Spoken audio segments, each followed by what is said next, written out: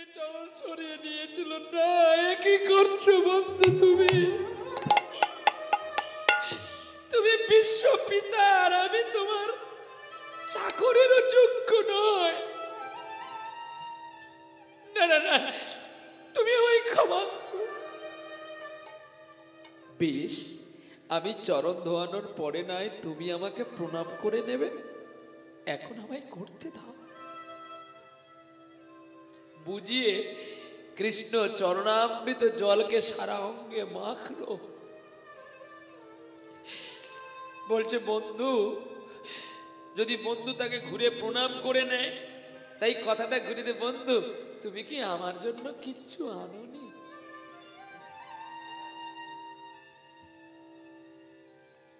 লুকিয়ে নিচ্ছে পুটলিটাকে। এত বড় রাজসভার মাঝখানে আমার স্ত্রীর দেওয়ার এইটুকু চিপুটিকুন আমি কি করে দেব? লজ্জায় ঘৃণায় তাই দিতে পারছে না। জোর করে কৃষ্ণ কেড়ে নিয়ে বলছে, এতটা ক্ষণ তুমি লজ্জা করলে না, আর এইটুকু ক্ষণ লজ্জা করে কেন আমাকে হারাচ্ছ? অনেকেই বলে নাকি নাড়ু নিয়ে গিয়েছিল ভগবান কৃষ্ণের কাছে সুদামা বিপ্র। যার উনুন জ্বলে না, হাঁড়ি চড়ে না, সে গুড় বা কোথায় পাবে? তিল বা কোথায় পাবে? নারকেল বা কোথায় পাবে? সে তো নিজেই হারা হয়ে গেছে, কৃষ্ণ হারা হয়ে। তার নাড়ুর পাক বা না যদি জানে, নাড়ু হবে কি করে? নাড়ু করেছিল একটা হাঁড়িতে, একটা কড়াতে, একটা গুড় পেয়েছিল, গুড়ের রসটা আবার সাদা, সেটা কোনো চিনির রস নয়, কোনো নলেন গুড় নয়, এটা ভক্তির জগতের প্রেমের রসের নাড়ু করেছিল সুদামা বিপ্র।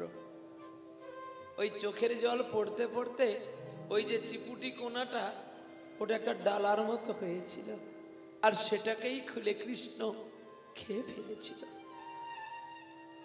আর সত্যভামা, রুক্মিণী এরা সবাই একটু একটু করে কুড়িয়ে কুড়িয়ে খেলো, আর বলছে প্রভু আমাকে একটু দাও না গো, তুমি একা পাবে।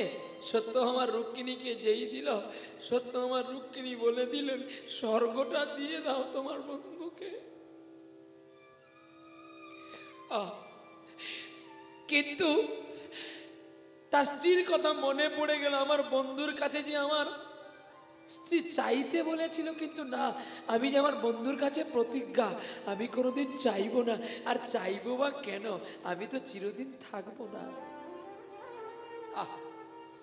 আমরা মূর্খ বলে, আমরা অবুঝ বলে, আমরা জানি না বলে, তাই ভগবানের কাছে চাই, আমাকে দাও। কোনোদিন চাইবেন না, চাইলেই কম পাবেন, আর না চাইলে অনেক পাবেন, যেটা আপনি শেষ করতে পারবেন না। যারা ঈশ্বরকে ভালোবাসে, ঈশ্বরকে চেনে, তারা কোনোদিন ভগবানের কাছে চায় না। গোবিন্দ, যা হচ্ছে তা ভালোই হচ্ছে, যা হয়েছিল তাও ভালো হয়েছিল, পরবর্তীকালে তুমি যা করবে সেটাও তুমি ভালো করবে। দেখো, 100 জনের বিচারশালায় একজন বিচার করতে গেলে একজনের না একজনের বিচারটা ভুল হয়ে যায়, আর সেই মানুষটাই, সেই বিচারপতি মানুষটাকে ভুল বলে ঘৃণা করে না? তো ঠিক ভগবানে এই বিশ্ব সংসার চালাতে গিয়ে হয়তো অলক্ষ্যে আপনার বিচারটা কখনো তার একটু ভুল হয়ে যায়, তাহলে আপনারা কখনো ভগবানকে দায়ী করবেন না। হয় তার বিচার ভুল, আর নালে আপনার এটা কর্মফল আপনাকে ভোগ করবার জন্য, তাই সিদ্ধান্তটা ভুল করে দিয়ে গেল, বাকি জীবনটা তোর ভালো চলবে নি। তাই গৌর হরি বাবা বলো রাধা রানী কি হাত ওঠেনি কি? বাবা এইটুকু উঠেছে, দেখা যেন পুরো খুকুমনি আলতা। হ্যাঁ, এইটুকু উঠবে কেন? জোরে সবাই তুলুন, বলো বলো রাধা রানী কি, আপন আপন কি, নিতাই চাঁদ কি, প্রেম দাদা গৌর চাঁদ কি, ভগবত ভক্তবৃন্দ কি। হাত কন কন করছে কি? যাই গৌর, হরি বল, হরি বল, হরি।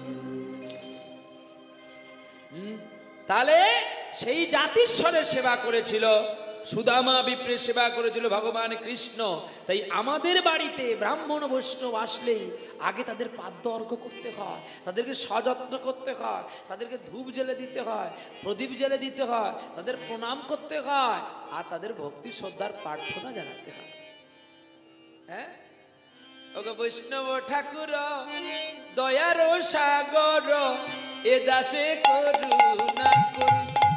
ওগো বৈষ্ণব ঠাকুর দয়ার সাগর, এ দাসে করুণা করি। ওগো বৈষ্ণব ঠাকুর দয়ার সাগর, এ দাসে করুণা করি। ওগো বৈষ্ণব ঠাকুর দয়ার সাগর, এ দাসে করুণা করি। দিও পদ ছায়া, তোর ক্যামেরা বেরিয়ে যেত এক্ষুনি। এই জন্য বলি কি জানিস খোকা, তোরা ক্যামেরা করবি খুঁটি ধরে করবি, খুঁটি, একটা বাঁশের খুঁটির কাছে দাঁড়াবি, ও হবে। তাদেরকে লক্ষ্য আছে খোকা, বল। উঠতে হয়, উঠছে, যেতে হয়, যাচ্ছে। ওরে দীঘ পদ ছায়া সুধাও আমারে, তোমার চরণ ধরি গো, তোমার চরণ ধরি। ওগো দিয়া পদ ছায়া শোধায় আমার, তোমার চরণ ধরি গো, তোমার চরণ ধরি। বৈষ্ণব ঠাকুর দয়াল, বৈষ্ণব ঠাকুর, বৈষ্ণব ঠাকুর দয়াল, বৈষ্ণব ঠাকুর দয়াল, বৈষ্ণব ঠাকুর, বৈষ্ণব ঠাকুর দয়াল, বৈষ্ণব ঠাকুর, বৈষ্ণব ঠাকুর দয়াল, বৈষ্ণব ঠাকুর, বৈষ্ণব ঠাকুর দয়াল, বৈষ্ণব ঠাকুর। প্রেম সে বলো রাধা রমন কি। ভগবান কৃষ্ণ পৌঁছে গেছে কোথায় জানো? দ্বারকা সভাতে। আর ওই জায়গা ঢেকির বাহনে চলছে কে? দেবর্ষি নারদ। ধনমর নিত্যানন্দ, পতি মোর গৌরচন্দ্র। ধন মর নিত্যানন্দ, পতি মোর গৌরচন্দ্র। প্রাণমর নিত্যানন্দ, কোটি মোর গৌরচন্দ্র। প্রাণম যুগল কিশোর, ওর প্রাণমর যুগল কিশোর, প্রাণমর যুগল কিশোর। প্রাণমর যুগল কিশোর, গদাধর মোর তুলা। অদ্বৈত গদাধর শিবা সকলকে সঙ্গে নিয়ে মহাপ্রভু লীলা করেছিলেন নবদ্বীপে। নবদ্বীপ সবার যাওয়া আছে তো? কি গো, সবার যাওয়া আছে? হ্যাঁ, কবার যাওয়া আছে? 2-3 বার হয়ে গেছে। বাহ, সবার যাওয়া হয়েছে। বৃন্দাবন হয়নি? তাহলে যদি নিতাইয়ের কৃপা হয়ে গেছে, এখনো কেন পড়ে আছেন মায়ার জালে? নিতাইয়ের কৃপা হয় যার, গৌর কৃপা হয়, আর গৌর কৃপা হলে তো ব্রজধামে যায়, আর ব্রজধাম গেলে ব্রজধাম থেকে শ্রীক্ষেত্র যেতে হয়, তার আগে শ্রীক্ষেত্র যেতে নেই। এগুলো লীলা যাওয়ার ভাগ আছে। বাড়ির কাছে পুরী বলে হানিমুন করতে গেলাম, আর হোটেলে খেলাম ডিম মাংস খালাম, সালা মরবি একদিন। ভাবতে পারেন কালকে কতগুলো প্রাণী মারা গেছে, গুনে রেখেছেন? আপনাদের দক্ষিণ 24 পরগনাতে কোন একজন গাজন সম্প্রদায় তিনারা করে গেছে যে মানে জামাই ষষ্ঠীর একটা লীলা করে গেছে। প্রণাম করি তাদেরকে, সত্যি বলছে কি খুশু মাসা না কি বলে, কি বলেছিল? হ্যাঁ, এটা ভাষা দিয়ে বলেছে, বলে জামাই ষষ্ঠীতে নাকি মদ আর মাংস দিয়ে হয় ফোঁটা। বাস্তব কথা, কিন্তু সত্যি মানুষ কোথায় গেছে দেখেছেন? মানুষ যে প্রকৃতপক্ষে রাক্ষস, তা আজকে আপনাদের আমতলাতে দেখলাম। এত রৌদ্রুর তাপ, মানুষ মাংস খাওয়ার জন্য দাঁড়িয়ে আছে রৌদ্রুতে লাইন দিয়ে। আচ্ছা বলুন তো, মাংস কি আমাদের খাদ্য? মাংস তো তার বাঘের খাদ্য, কুকুরের খাদ্য, শিকালের খাদ্য, সিংহের খাদ্য, তাহলে মানুষ কেন লাইন দিচ্ছে বুঝতে পারেন?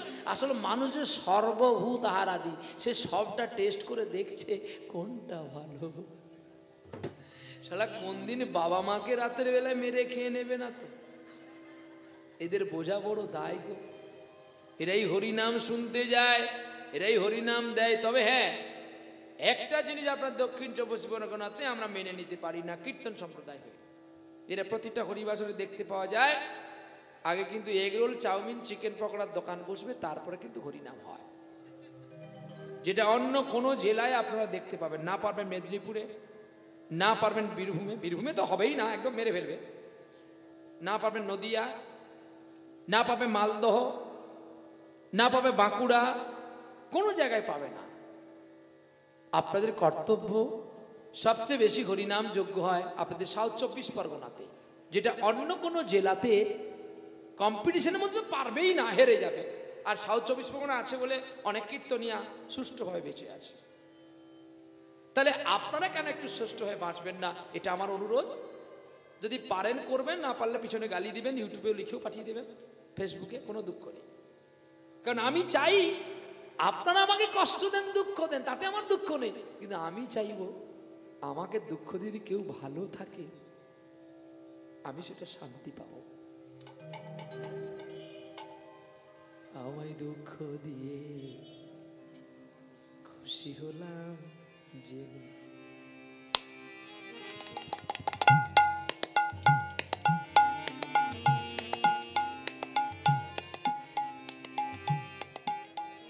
কি গো, আছেন একটা সঙ্গীত সাধ্য মান্না দিয়ে গিয়ে গেছেন, কি গানটা মনে আছে কি? গানটা তো বাজছে।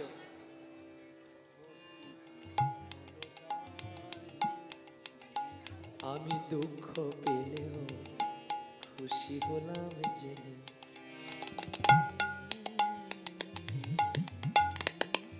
বাবা বাবা। আমি দুঃখ পেলেও খুশি হলাম জেনে, আমি দুঃখ পেলেও খুশি হলাম জেনে,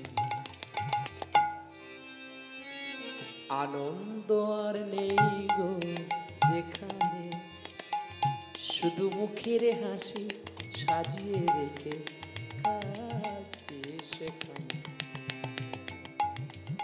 বলছে ভগবানের চিত্ত কথাটাতে, যখন নারদ বৃন্দাবন থেকে দ্বারকায় পৌঁছে গেলেন, দেবর্ষি নারদ বিনা যন্ত্রে গান করলেন যে তুমি দুঃখ পেলে আমি খুশি হলাম জেনে, যে তুমি আমার কথাটা শুনতে পেয়েছো। আনন্দ আর নেই গো যেখানে, শুধু মুখের হাসি সাজিয়ে রেখে কাজ কি সেখানে। বুকের জ্বালা বুকে যত্ন করে সাজিয়ে রাখলে তুমি যত্ন করে, আড়াল পর্দা ফেলে আমি দুঃখ পেলাম খুশি হলাম জেনে। এই যে ভাব জগৎগুলো, এগুলো কিন্তু সব ওই জায়গা থেকে এসেছে, এখান থেকে কোনো সৃষ্টি হয়নি। আজকে আপনারাও যারা এসছেন, আপনারা কেউ কলিযুগের মানুষ নয়, আপনারাও কিন্তু সত্যযুগের মানুষ। ট্যাক্স হলে টাকা যেমন একবারেই গুনতিতে ছাপা হয়, নোট ছিঁড়ে গেলে তার নম্বর দেখে আবার একটা কাগজে নাম্বারটা লাগিয়ে দেওয়া, নাকি না প্রতিদিন ছাপানো হয়? হ্যাঁ, হয় কি? হয় না, নোটগুলো ঘুরতে থাকে। তাহলে আপনারা বলবেন আজ থেকে 20 বছর আগে এত মানুষ ছিল না, এখনো বাড়ছে কেন? আরে চুপ কর। সবাই যদি টাকা ঘরে ঘরে জমিয়ে রাখেন, ব্যাংকের টাকা থাকবে কি করে? তাই এবারে ব্যাংকের ম্যানেজার কি হচ্ছে, সিআইডি ছেড়ে দিয়েছে, কোথায় কি আছে ধরা যায়। এইবারে আধার কার্ড চেক করছে, আধার কার্ড চেক করতে ধরা পড়ে যাচ্ছে কার কত টাকা আছে, দেখেছ? সেই জন্য সরকার বাহাদুর করেছে কি, সকলে টাকা একটা ব্যাংকে রাখো। 10টা ব্যাংকে রাখলে তো আর তুমি জিএসটি ধরা পড়বে না, এক ব্যাংকে রাখলে তোমার অ্যাকাউন্ট ধরা পড়ে যাবে তোমার কত টাকা আছে। তাই সরকার ধরতে পারবে বলে এইগুলো করে, তাই দেখা গেল তোমার অনেক টাকা। তাহলে এখন সেই জনবসতি বাড়ছে, আগে জনবসতি বসলে কমে গিয়েছিল। কুরুক্ষেত্রের মাঠে হস্তিনাপুর এখন যেটা নিউ দিল্লি, তবে হ্যাঁ হস্তিনার রাজসভা বা হস্তিনার যে কুরুক্ষেত্রের মাঠ এখনো আছে। একবার বৃন্দাবন যাত্রা করবেন, বৃন্দাবনে যদি কেউ একবার যায় না, তার আর বাড়ি আসতে ইচ্ছে করবে না। সত্যি বৃন্দাবন ময়ং ধাম যমুনায়া স্পদস্খিনম শুদ্ধ স্ফটিত সংস্থাপনার্থায় কল্প বৃক্ষ সুশোভিতম নানা বর্ণনাং কুসুমানাং রেণুভিপরিপূর্ণিতাম দয়িত বৃন্দাবন গ্রাম্যং ভূমি গোবিন্দ স্থানম্বয়। আপনি বৃন্দাবনে নামলেই আপনার মাইন্ড পরিবর্তন হয়ে যাবে। আপনি প্রথমেই বৃন্দাবনে যখন ঢুকবেন, মানে উত্তর প্রদেশে ঢুকবেন, প্রথমে দেখতে পাবেন ময়ূর। আপনার মোগল সরাই থেকে তো ময়ূর দেখতে পাবেন।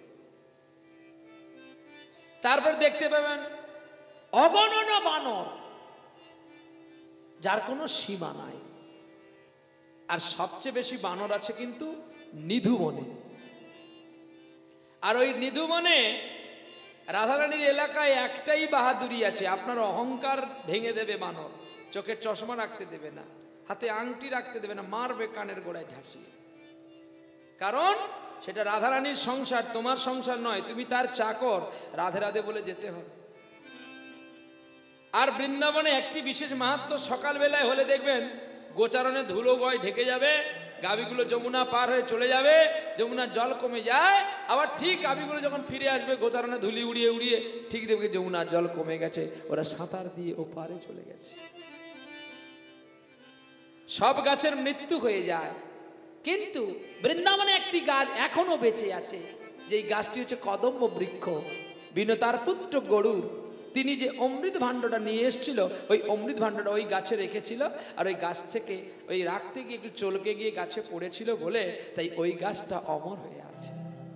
আর যেই গাছের গোড়াতে ভগবান কৃষ্ণ বাঁশি বাজাতো, আর ললিতা বিশাখা চম্পকলতা নদদেবী সুদেবীকে তঙ্গু বিদ্যা চিন্দু রেখা তারা যখন স্নান করতে গিয়েছিল, আর রাধারানী সকল কাপড় তুলে নিয়ে বসেছিল, বলছে ও কালো সোনা, এই লম্পট কানাই, কাপড়গুলো ফেলে দে। বলে আমি তো নিইনি, তোমরা যদি নেবে নিয়ে যাও। বলে তোর মা কি চান লাজের ঘাটে চান করেনি? মেয়েরা চান করছে, তুই এখানে যে কাপড় তুলে বসে আছিস। ও মা, তোরা আমায় ডাকলি বলে আমি আসলাম, অপরাধটা আমার কোথায়? তোমরা যদি সত্যি আমাকে ভালোবাসো তোমরা এসে কাপড় নিয়ে যাও। ললিতা বলে তোর লজ্জা নেই, তুই এই কথাটা বললি? আর কি গো, তোর লজ্জা থাকলে তুই বলতিস, আমার তোর লজ্জা নেই সত্যি। কানাই বলে আমার যদি লজ্জা থাকতো তাহলে কি আমি এখানে আসতাম? তোমরা এতই করে আমায় আঘাত করো, তবু আমি ছুটে আসি তোমাদের ভালোবাসি বলে। তাহলে দেখ, শুধু একটাই মেয়ে গিয়েছিল উলঙ্গ হয়ে। কে বলুন তো? কি গো, কে? হ্যাঁ, শ্রীমতী রাধা ঠাকুরানী। আচ্ছা বলুন, রাধারানী যখন গিয়েছিল উলঙ্গ হয়ে, কৃষ্ণ কি তখন তাকিয়েছিল? কি করেছিল? তার প্রমাণটা দেখুন। আপনারা হরিনাম শুনতে আসছেন, এই হরিনাম শুনতে শুনতে কারোর পায়খানার বেগ পেয়েছে। তো এখন হয়েছে কি, রাস্তা ধারে কেউ পায়খানা করতে বসে পড়েছেন, সে সামলাতে পারছে না বলে বসে পড়েছে। এটা হাসির কথা নয়, কিন্তু আপনারা ওই রাস্তা দিয়ে যাচ্ছেন, যে পায়খানা করছে তার লজ্জা আসছে না আপনারা যে যাচ্ছেন আপনাদের লজ্জা আসছে? কোনটা? যে যাচ্ছে ও মারিয়ে ছেলেটা লাজ লজ্জা কিছু মানে বলতেও আছে, আর এদিকে নিজে কি আপনার লজ্জা আছে বলে তাই আপনারা হেরে যাচ্ছেন। ঠিক তেমনি যখন রাধারানী ছুটে এসেছিলেন কৃষ্ণের কাছে বসন আনতে, তখন কৃষ্ণ নিজেই চোখটা বন্ধ করে নিয়েছিলেন। হাগলে কে লাজ নাই, দেখনে কে লিয়ে লাজ। রাধারানী উঠে এসছে আর আস্তে আস্তে বলেছিল, এ দেহটাকে, তো মাটির পুতুলটাকে তুমি গড়েছো, তুমি রং করেছো, তুমি চক্ষুদান দিয়েছো, তো যে গড়তে পারে তার কাছে আমার যেতেটা ক্ষতি। দেখেছ? তাহলে কতটা ত্যাগ করলে গোবিন্দকে পাওয়া যায়। বিষ্ণু পুরাণ আর বৃহৎ কৃষ্ণ সারাবলী পড়লে বুঝতে পারবেন ভগবানের তত্ত্ব সার কথাটা কতটা অমৃতময়। তা সেই বৃন্দাবনে ওই যমুনার তটে ঠিক উত্তরে আছে বঙ্কু বিহারীর মন্দির, আর প্রতিটা সেকেন্ডে দরজা বন্ধ হয়। বলে কেন না, বঙ্কু বিহারীকে যদি কেউ একদৃষ্টিতে দেখে নেয় সে কিন্তু পাগল হয়ে যায়। আর তার এত রূপ, এত সুন্দর দেখতে, তাকে আহা মোহিত হয়ে যাবে। কত পুরুষ পাগল হয়ে গেছে, মেয়ে তো ছাড়, কত পুরুষ পাগল হয়ে গেছে, কত মুনি ঋষি পাগল হয়ে গেছে। তাই সেকেন্ডে সেকেন্ডে বন্ধ হয়ে গেছে, পর্দা ঘিরে দে, আবার খুলে দে, আবার ঘুরে দে। আর কতবার যে তাকে ভোগ দেওয়া হয় তার তো ঠিকানা নেই। আর এই বঙ্কু বিহারীর কাছ থেকে অনেকজন উপাধি পেয়েছেন, অনেকজন ব্যক্তি সম্মান পেয়েছেন। সর্বপ্রথমে পেয়েছিলেন মাধবেন্দ্রপুরী, যার বাড়ি ছিলেন বাংলাদেশে। নিতাই গৌর হরি বল যাই প্রভাত যজ্ঞেতে। এই বলে ভগবান কৃষ্ণের কাছে যখন পৌঁছে গেলেন নারদ মুনি, আর নারদ কি যখন বিনা যন্ত্রে গান শুরু করলেন, তখন ভগবান বলছে, নারদ তুমি এসো, ভালো করেছো, এসো বসো, তোমার পাদ্যর্ঘ করি। বলছে, ভগবান তুমি আর এই ছলনা করো না আমার সঙ্গে, আমি অনেক কষ্ট পেয়ে তোমার কাছে ছুটে এসেছি। তুমি যে বিশ্ব পিতা, তুমি এমন করে মা বাবাকে কাঁদাচ্ছ কেন? বলছে, বলো না নারদ, তুমি কোন পথে আসলে, আমার মা কেমন আছে, আমার বাবা কেমন আছে জানো কৃষ্ণ? তোমার বাবা হলো অন্ধ, আর ডাকছে আর করিছে ক্রন্দ। তোমার বাবা হলো অন্ধ, ডাকছে আর করেছে কন্দ। আয় রে আয় কোলে ফিরে আয় রে গোপাল, আয় রে আয় কোলে ফিরে আয়। আমার আয় রে কোলে ফিরে আয় রে, আয় রে কোলে ফিরে আয়। আয় আয় আমার কোলে ফিরে আয়। যেই কোলে ফিরে আয় বলছে, মা যশোদাও ক্রন্দন করছে, আর তোমার রাধারানী ধুলায় দূষিত হয়ে কাঁদছে গো।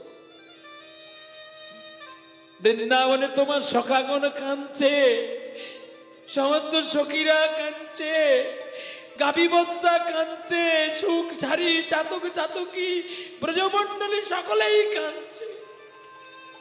এই কাজটা তুমি ঠিক করনি। पत्थर बना दिया इरोनी नहीं दिया, पत्थर बनाया मुझे रोने नहीं दिया।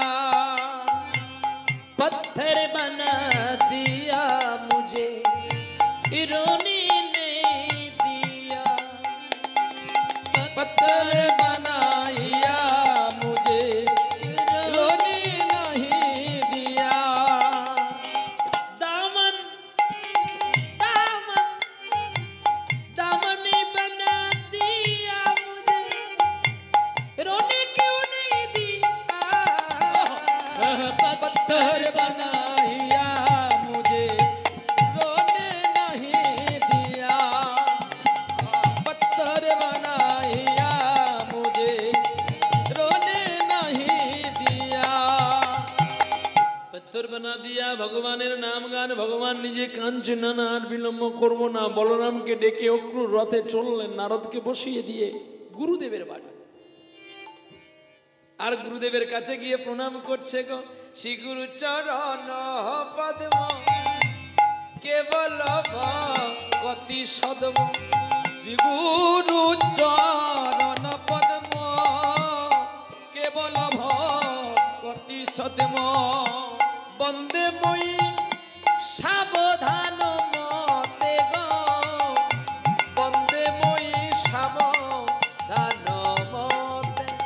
ও গো বন্দে মুই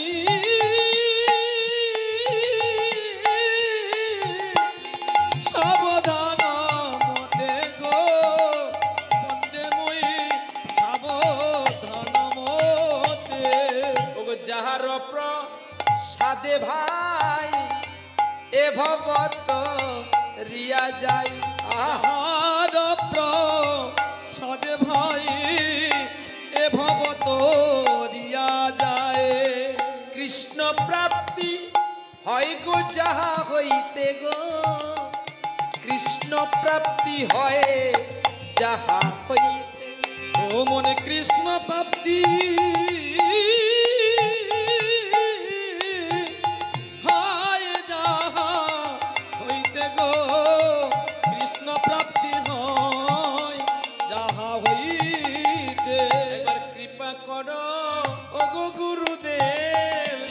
কৃপা করো গো গুরুদেব। আমি স্মরণ করি তব চরণে কৃপা করো ও গো গুরুদেব। আমি স্মরণ করি তব চরণে ও রাধে তোমার হলাম ওগো স্মরণ করি তব চরণে রাধে তোমার হলাম ওগো বলে, স্মরণ করি তব চরণে রাধে তোমার হলাম বলে, স্মরণ করি তব চরণ রাধে রাধে রাধে রাধে রাধে রাধে রাধে রাধে রাধে রাধে রাধে। আজ স্মরণ করি তব চরণে।